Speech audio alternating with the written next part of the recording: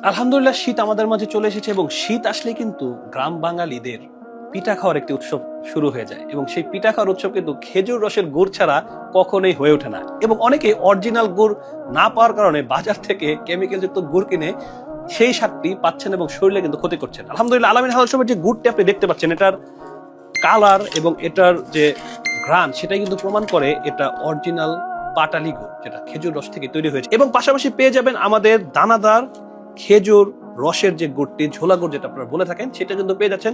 এই গুড়গুলো দিয়ে কিন্তু আপনারা সেই ছোটবেলার যে মার হাতের, দাদির হাতের যে পিঠার স্বাদ সেটা কিন্তু পেয়ে যাবেন ইনশাল্লাহ।